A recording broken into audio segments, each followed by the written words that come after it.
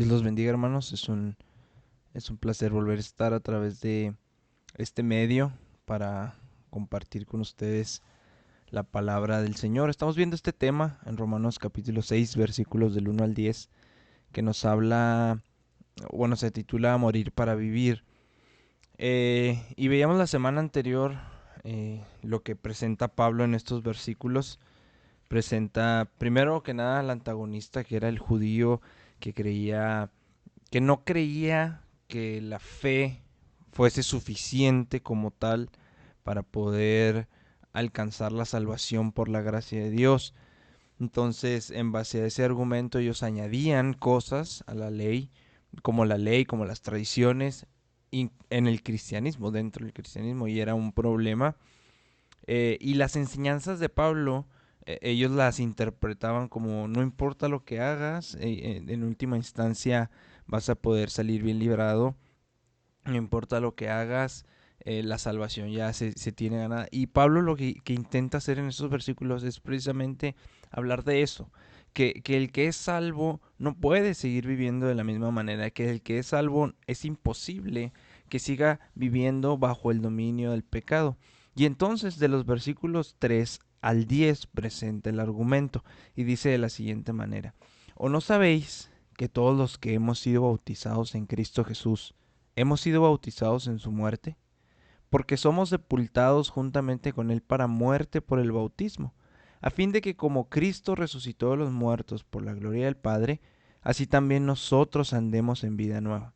Porque si fuimos sepultados juntamente con él en la semejanza de su muerte, así también lo seremos en la de su resurrección.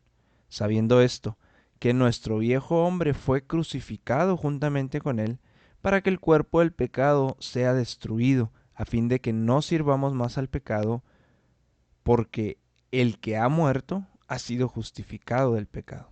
Y si morimos con Cristo, creemos que también viviremos con él, sabiendo que Cristo, habiendo resucitado de los muertos, ya no muere.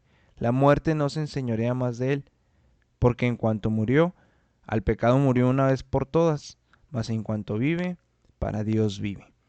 Entonces Pablo presenta este argumento que es muy interesante. Aparentemente aquí la idea de que un creyente pueda glorificar a Dios y vivir su vida en pecado era algo que se había divulgado dentro de las iglesias romanas y en otros lugares. Eh, Se cree esto porque si no Pablo no hubiese dedicado tanta atención a este tema. Entonces Pablo lo que quería... Hay que recordar que Pablo no conocía esta iglesia personalmente, entonces lo que quería era que se salvaguardara esta iglesia a lo mejor de los errores que otras iglesias habían cometido. Y uno de los errores era esto, que el pecado en última instancia puede terminar por glorificar a Dios. Eh, entonces Pablo le dedica mucha atención a esto para que la iglesia en Roma no caiga en este error. Y en una serie de 4 principios lógicos y secuenciales que nos da aquí el apóstol Pablo, de los cuales vamos a ver en este día solamente los primeros dos, se razona, se argumenta del punto básico que se establece en el versículo 2, en el sentido de que una persona que ha muerto al pecado no puede continuar viviendo en él. El que ha muerto al pecado, ese es el argumento que se desarrolla, esa es la idea principal que se desarrolla en estos versículos del 3 al 10, que el que ha muerto al pecado no puede seguir viviendo el pecado. Y el primer argumento que da de los 4 es que somos bautizados en Cristo. En el versículo 3, la parte primera dice: ¿O no sabéis que todos los que hemos sido bautizados en Cristo Jesús? Aquí está hablando específicamente o exclusivamente de gente creyente, completamente gente creyente. Eh, y ese es el primer principio, eh, pues sí, es un principio, el primer principio lógico, que hemos sido bautizados en Cristo Jesús. Juan Bautista, sabemos, él bautizó en agua para arrepentimiento de pecado, dice la palabra. La intención del bautismo de Juan era volverse del pecado a la justicia. Cuando la gente se bautizaba en el bautismo de Juan, el creyente o el que iba a bautizarse estaba haciendo una renuncia a su pecado y a través de esa purificación simbólica en las aguas se identificaba de ahí en adelante con la justicia. Entonces el bautismo representaba una identificación con algo en sí. Kenneth West define el uso particular de la palabra aquí bautizados o ser bautizados en griego y dice que es la introducción o colocación de una persona o cosa en un nuevo ambiente o en unión con algo diferente al punto de alterar su condición o su relación con el ambiente o condición previos. Voy a leer de nuevo esta definición. La introducción, el bautismo es la introducción o colocación de una persona o cosa en un nuevo ambiente o en unión con algo diferente, al punto de alterar su condición o su relación con el ambiente o condición previos. En la primera carta a los Corintios podemos encontrar otro bautismo, que es el bautismo de Moisés. En la primera carta a los Corintios, Pablo habla de que el pueblo de Israel fue bautizado en Moisés. Usted puede leerlo, vamos a leerlo, vamos a 1 Corintios capítulo 10.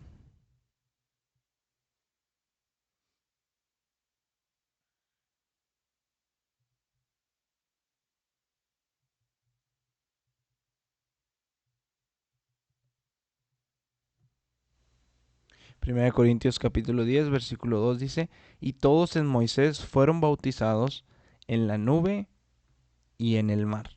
Este es otro bautismo, aparte del bautismo de Juan que encontramos en la escritura. Y aquí cuando Pablo menciona esto está simbolizando la identidad, la solidaridad del pueblo con Moisés.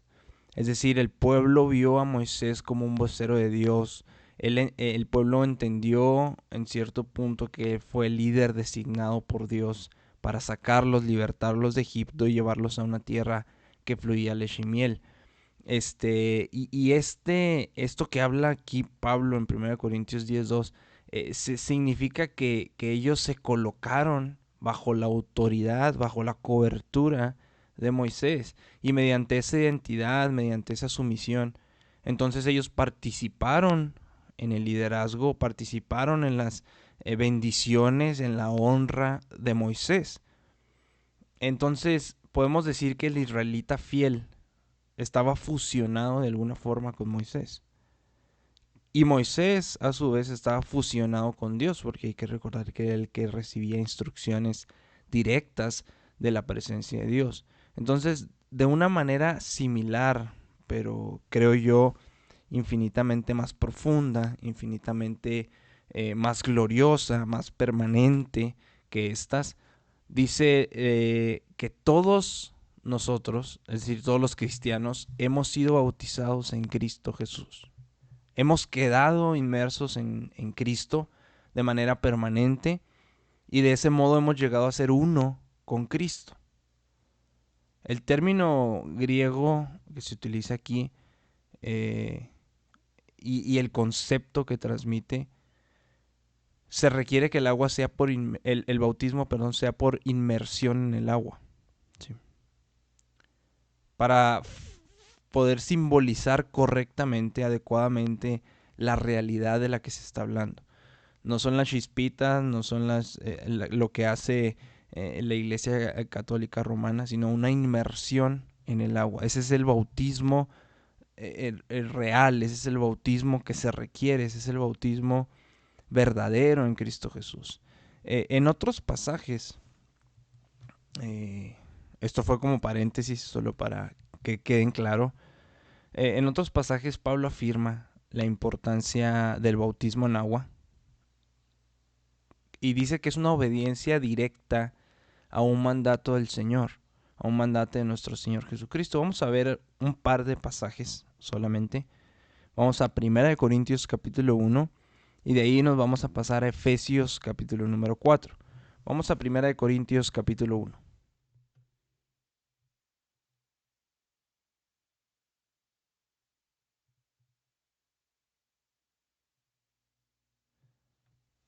Primera de Corintios capítulo 1. Voy a leer desde el 13. Dice, ¿acaso está dividido Cristo? ¿Fue crucificado Pablo por vosotros? ¿O fuisteis bautizados en el nombre de Pablo? Doy gracias a Dios que a ninguno de vosotros he bautizado, sino a Crispo y a Gallo, para que ninguno diga que fuisteis bautizados en mi nombre. También bauticé a la familia de Estéfanas. De los demás, no sé si he bautizado a algún otro. Pues no me envió Cristo a bautizar, sino a predicar el Evangelio, no con sabiduría de palabras, para que no se haga vana la cruz de Cristo. Si bien es cierto, aquí no está hablando directamente de, del bautismo en sí, pero sí está hablando de que los creyentes, los que vienen a Cristo, como Crispo, como Gallo, como la familia de Estéfanas, como los que habían creído, deben ser bautizados. Y vamos a Efesios capítulo 4. Efesios capítulo número 4.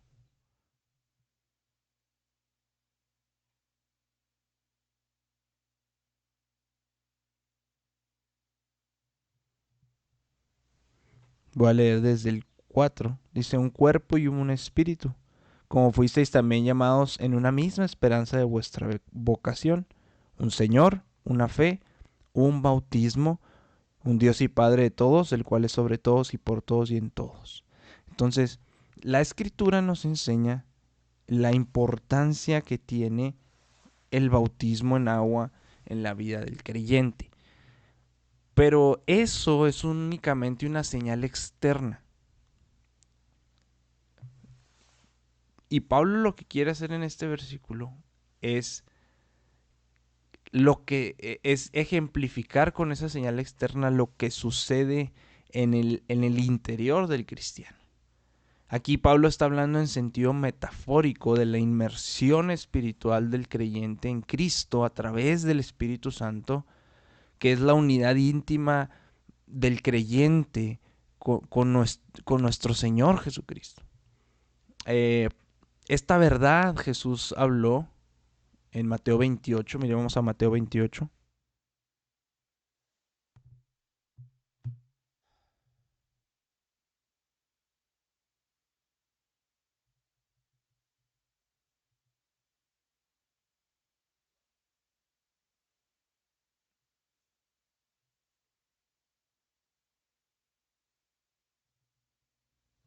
Mateo 28, voy a leer el versículo eh,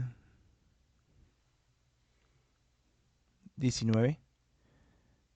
Dice, por tanto, id y haced discípulos a todas las naciones, bautizándolos en el nombre del Padre y del Hijo y del Espíritu Santo, enseñándoles que guarden todas las cosas que les he mandado, y aquí yo estoy con vosotros todos los días hasta el fin del mundo. Entonces, el bautismo, como es esta representación externa de lo que sucede en lo interno, es necesario.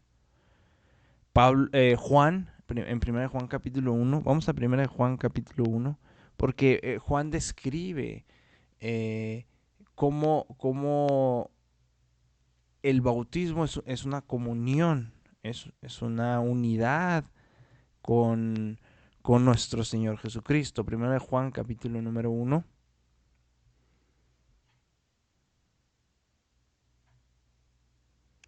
Dice que lo que hemos visto y oído, eso os anunciamos, para que también vosotros tengáis comunión con nosotros. Y nuestra comunión, aquí está, verdaderamente es con el Padre y con su Hijo Jesucristo.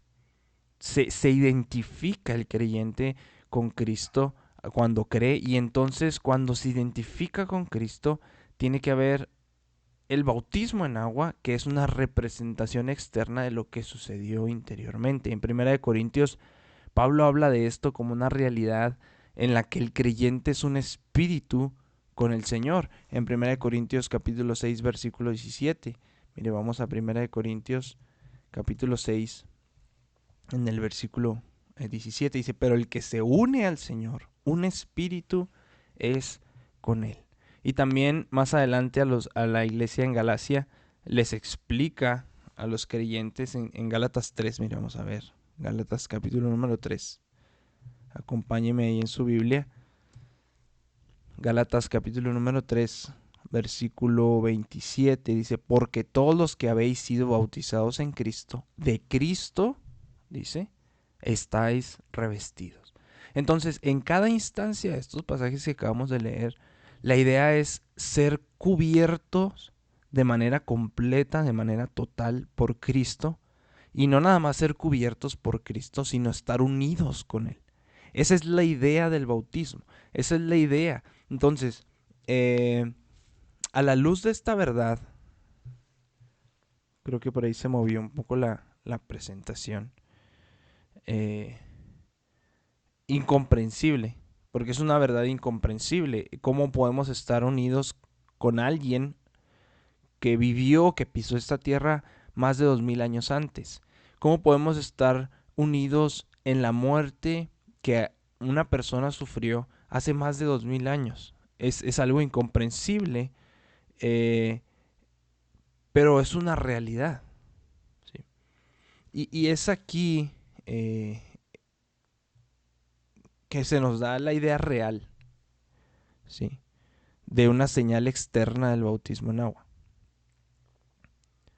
A la luz de esta verdad incomprensible es que Pablo reprueba la inmoralidad sexual, por ejemplo, de algunos creyentes corintios. En 1 Corintios 6:15 dice, ¿no sabéis que vuestros cuerpos son miembros de Cristo? Es decir, son parte de Cristo. Dice, ¿quitaré pues los miembros de Cristo y los haré miembros de una ramera? De ningún modo. Entonces, si estamos unidos con Cristo, no podemos seguir viviendo de la misma forma. El que cree se une a Cristo y entonces es imposible que siga viviendo de la misma manera. Y entonces cobra más sentido lo que acababa de decir en el versículo 2, cuando dice, el que ha muerto al pecado no puede seguir viviendo al pecado. Dice, porque los que hemos muerto al pecado, ¿cómo viviremos aún en él? Anteriormente ya habíamos mencionado, y a lo largo de la carta de Romanos se menciona, que la salvación no solamente consiste en que Dios le cuenta al pecador, se le cuenta como justo, sino que además Dios le otorga al pecador una nueva disposición, una nueva capacidad, una nueva naturaleza justa. Entonces, la justicia del creyente en Cristo es una realidad, tanto terrenal como celestial. Porque si no fuera de esta manera, no sería una realidad en lo absoluto. Entonces, la nueva vida del creyente es una nueva vida divina, otorgada por Dios. Y esa es la razón por la que nos resulta imposible enseñar que un creyente verdadero pueda seguir viviendo en el mismo estilo de vida pecaminoso que vivió antes de serlo. Es imposible. Tiene que haber un cambio, tiene que haber un fruto, tiene que haber algo que cambie en la persona que ha creído, si es que ha creído realmente. Muchas personas interpretan o malinterpretan, puedo decir, el argumento de Pablo aquí en estos versículos del 3 al 10, como si fuera una referencia al bautismo en agua.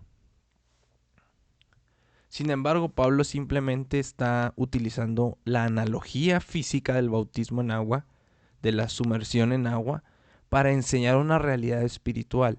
¿Cuál es esa realidad espiritual? La unión del creyente con Cristo. Entonces, el bautismo en agua es la identificación externa de una realidad interna. Y esa realidad interna consiste en la fe. ¿En qué se pone en la fe? Se pone en la muerte y en la resurrección de Jesús. Entonces, cuando nosotros creemos en la muerte y en la resurrección de Jesús, nos unimos a Cristo en su muerte y vivimos con Cristo en su resurrección. Entonces, Pablo aquí no está defendiendo la salvación por el bautismo, como algunos enseñan, porque si fuera o si estuviera enseñando esto, se estuviera contradiciendo frente a todo lo que acaba de decir en los capítulos del 3 al 5. que la salvación, dice, es por gracia y no por obras. Si tuviera que bautizarse la gente para ser salvos, o de esta manera poder obtener salvación, se estaría contradiciendo. No es por obras, no es por obras, es por la gracia salvadora de nuestro Señor Jesucristo mostrada a la vida del que cree. Entonces, el bautismo en agua debemos de entender que es una señal pública de fe en Dios. El apóstol Pedro dijo que es una marca también de la salvación porque da evidencia externa de una fe interna en Cristo. Vamos a Primera de Pedro, capítulo número 3. Primera de Pedro, acompáñeme en su Biblia, capítulo número 3.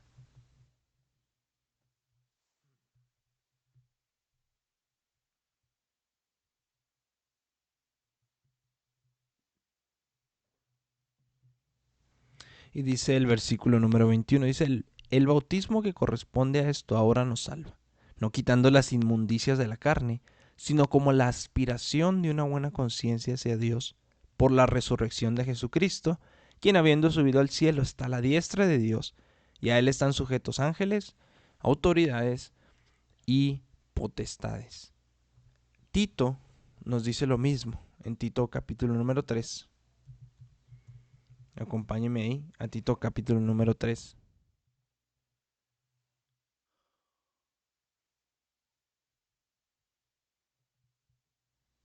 Versículos 4 y 5 dice, pero cuando se manifestó la bondad de Dios nuestro Salvador y su amor para con los hombres, nos salvó.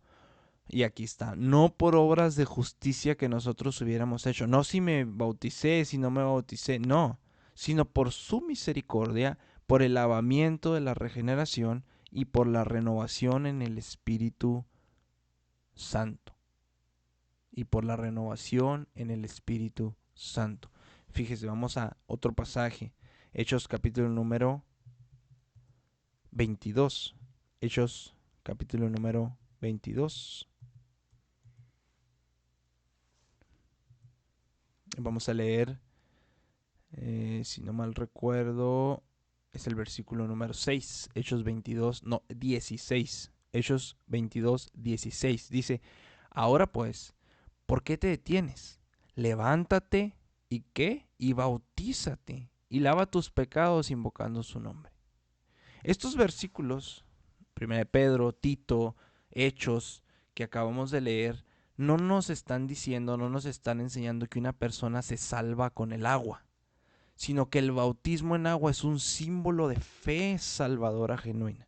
El que se bautiza, en agua, está haciendo una expresión pública, está simbolizando su fe, está haciendo una muestra externa de lo que hay en lo interior, que es una salvación genuina.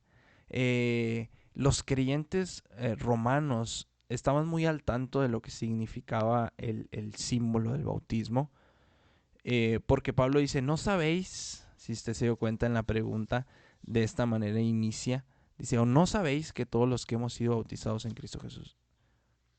Lo que Pablo estaba diciendo, ¿acaso ustedes ignoran el significado de su propio bautismo con que fueron bautizados? ¿Han olvidado qué simbolizó su bautismo? El bautismo en agua, amado, simboliza la realidad de ser inmersos en Jesucristo. Y la tragedia que sucede con el bautismo es que se ha confundido el símbolo del bautismo en agua y se ha creído que es el medio para ser salvos y no una demostración externa de lo que ya sucedió en lo interno. Y convertir un símbolo en una realidad es peligroso porque equivale a eliminar la realidad, porque ya la realidad no importa, importa el símbolo. Entonces, si nosotros convertimos el símbolo del bautismo en la realidad, entonces la salvación deja de ser por gracia, por medio de la fe en Cristo Jesús, y se vuelve una salvación por obras. Entonces, El primer argumento racional, lógico, el primer principio que presenta Pablo, por el cual no podemos seguir viviendo en el pecado, es porque hemos sido bautizados en Cristo. Estamos identificados en su muerte y estamos identificados con su vida para vivir una vida nueva, una vida recta, justa, santa, pura, que no puede seguir bajo el dominio del pecado. El segundo principio que el apóstol Pablo nos da es que somos identificados en la muerte y resurrección de Cristo.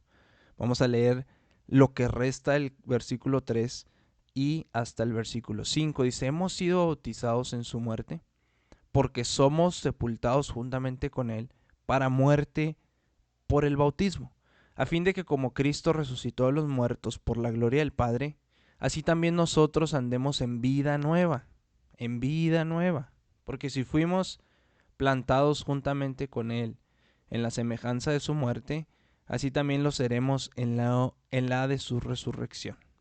¿Sí? Entonces el segundo principio aquí que muestra el apóstol Pablo, es una extensión del primero, donde todos los cristianos no solamente estamos identificados con Cristo a través del bautismo, sino que nos identificamos con Él de manera específica en su muerte y su resurrección. Y el elemento inicial de este segundo principio es que todos los creyentes verdaderos hemos sido bautizados en su muerte. La muerte de Cristo, amados, es un hecho histórico que nos hace volver la mirada a la unión que tenemos con Él en la cruz. Ahí estamos nosotros, o ahí debemos estar nosotros también clavados juntamente con Él. Y nos enseña la razón por la que somos sepultados juntamente con Él para muerte por el bautismo, dice, a fin de que como Cristo resucitó de los muertos por la gloria del Padre, así también nosotros andemos en vida nueva. Ese es un hecho histórico. Ese es un hecho histórico que nos lleva a considerar nuestra unión con Cristo, no nada más en la cruz clavados, sino en lo que sucedió 3 días después, en su resurrección. Entonces se trata de morir en Cristo para vivir a través de Él y como Él vivió. Esa es una verdad demasiado maravillosa, demasiado incomprensible para nuestra mente humana finita. Pero la realidad básica aquí es la realidad obvia. Es que nosotros morimos con Cristo para poder tener vida a través de Él y vivir como Él. Ese es el punto, el enfoque de Pablo. Morimos con Cristo para poder vivir en Él y como Él. ¿Y cómo vivió Cristo? Dice la Escritura, fue tentado en todo, pero sin pecado. Entonces Pablo hace énfasis otra vez, no tanto en la inmoralidad, sino en la imposibilidad de que sigamos viviendo de la misma manera en que lo hacíamos antes de ser salvos. Cuando confiamos en Jesucristo como Señor y Salvador, fuimos llevados de manera milagrosa, de manera inexplicable, más de 2000 años atrás en la historia, y se nos hizo participar en la muerte de nuestro Salvador. Fuimos sepultados juntamente con Él, lo que constituye una prueba, creo yo, irrefutable de nuestra muerte y de la muerte de Cristo. Y el propósito de morir con Él, el propósito de ser crucificados y sepultados juntamente con Él, el propósito de hacernos pasar por la muerte con la cual Cristo pagó el castigo por nuestro pecado. El propósito de hacernos atravesar eso es la resurrección con Cristo. Es la resurrección con Cristo, el darnos la capacidad de ahí en adelante para que andemos en vida nueva.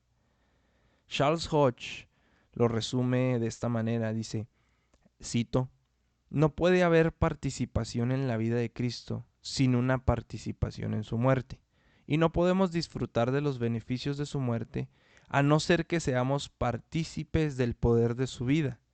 Debemos ser reconciliados con Dios a fin de ser santos, y no podemos ser reconciliados sin ser santos como consecuencia de ellos.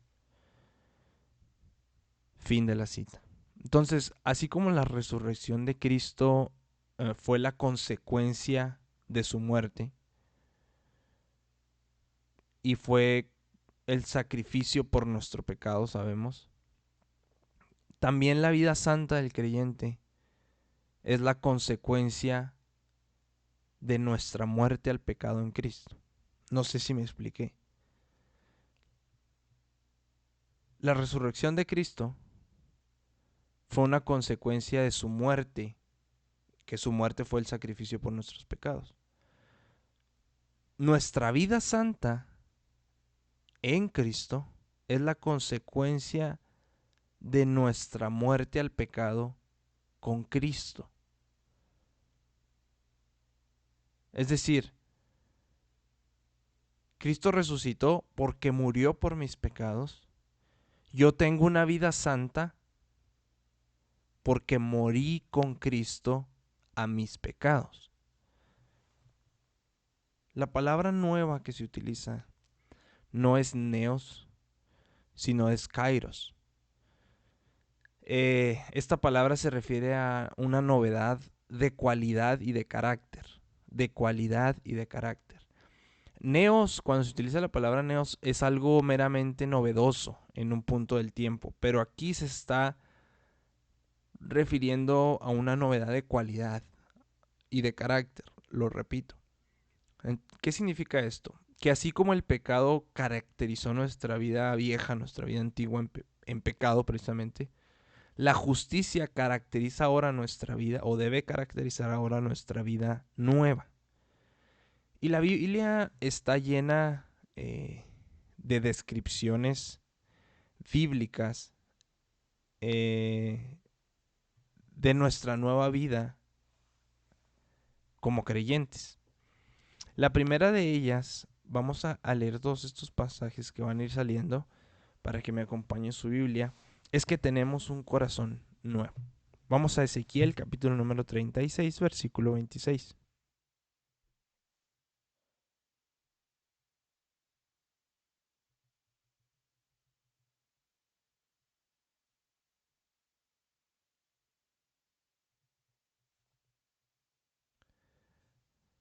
Dice, os daré corazón nuevo, aquí está, y pondré espíritu nuevo dentro de vosotros, y quitaré de vuestra carne el corazón de piedra, y os daré un corazón de carne. Esta es la primera descripción de nuestra vida nueva en Cristo, un corazón nuevo. Tenemos un corazón nuevo, pero también tenemos un nuevo espíritu. Aquí mismo también ya lo mencionó el profeta Ezequiel, pero vamos a otro pasaje mismo de Ezequiel, en Ezequiel capítulo número 18, versículo 31.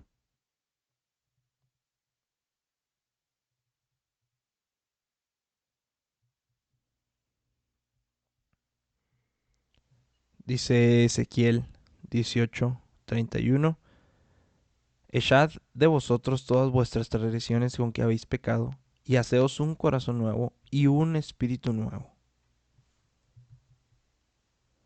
También, como creyentes en la nueva vida, en la vida del creyente, tenemos una canción nueva. Una canción nueva. Salmo 40. Acompáñeme. Salmo 40, versículo 3. Dice, puso luego en mi boca cántico nuevo. Esto es maravilloso. Puso luego en mi boca cántico nuevo. Alabanza a nuestro Dios. Verán esto muchos y temerán y confiarán en Jehová. También somos reconocidos como con un nombre nuevo, o seremos reconocidos con un nombre nuevo. Apocalipsis, capítulo número 4. Salió 40. Salió 40 se repitió el capítulo y el versículo de Salmos, pero es Apocalipsis capítulo 2. Pido una disculpa ahí. Apocalipsis capítulo 2, versículo 17. Dice, el que tiene oído, Oiga lo que el Espíritu dice a las iglesias. Al que venciere daré de comer del maná escondido, y le daré una piedrecita blanca, y en la piedrecita escrito un nombre nuevo, el cual ninguno conoce sino aquel que lo recibe. Entonces, en nuestra nueva vida como creyentes recibimos un corazón nuevo, un nuevo espíritu, una canción nueva, un nombre nuevo, pero además somos llamados nuevas criaturas. Dice en 2 Corintios 5:17, de modo que si alguno está en Cristo, nueva criatura es, las cosas viejas pasaron, he aquí todas, absolutamente todas, son hechas nuevas. También somos mencionados en la Escritura como una nueva creación en Gálatas capítulo número 6, versículo 15. Acompáñeme. Gálatas capítulo 6, versículo 15.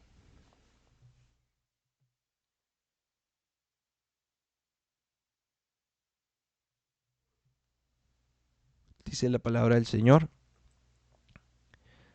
porque en Cristo ni la circuncisión vale nada, ni la incircuncisión, aquí está, sino una nueva creación. Y por último somos reconocidos como un nuevo hombre. No nombre como en Apocalipsis, pero hombre en Efesios capítulo número 4,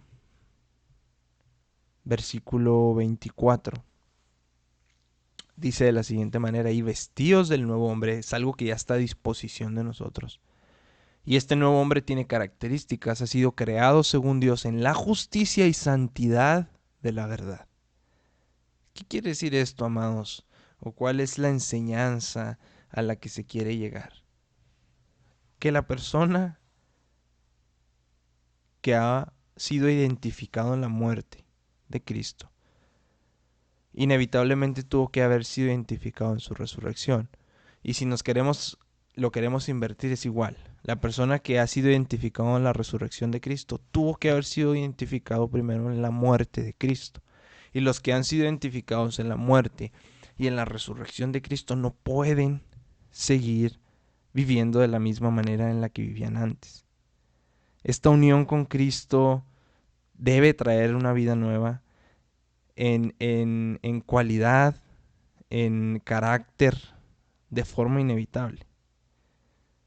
Pablo dice, porque si fuimos plantados juntamente con Él en la semejanza de su muerte, así también lo seremos en la de su resurrección. Es decir, tan pronto una vida vieja muere, necesariamente nace una vida nueva.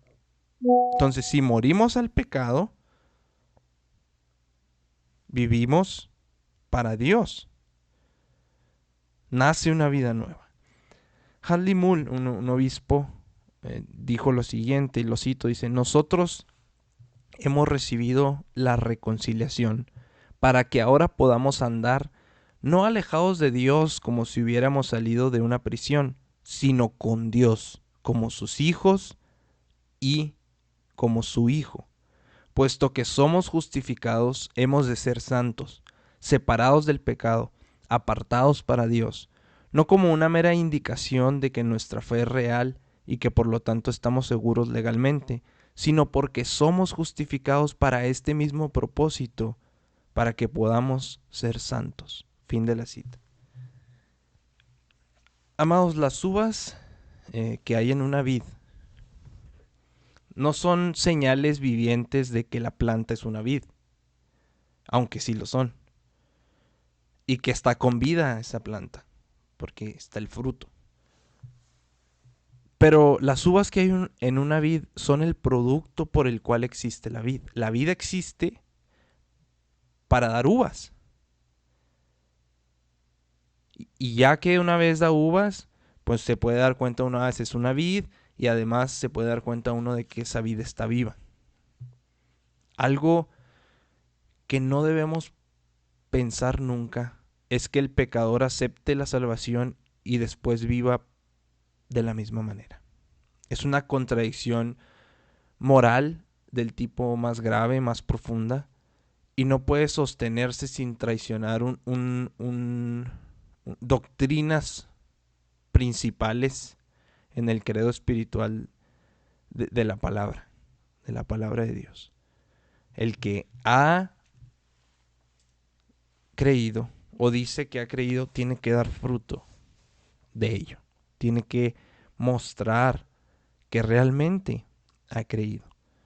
Entonces, vamos a ver los siguientes dos argumentos, los siguientes dos principios que Pablo presenta, por el cual una persona que ha nacido de nuevo, una persona que ha creído, una persona que ha sido salva, no puede seguir viviendo en pecado la próxima semana. Dios los bendiga, amados.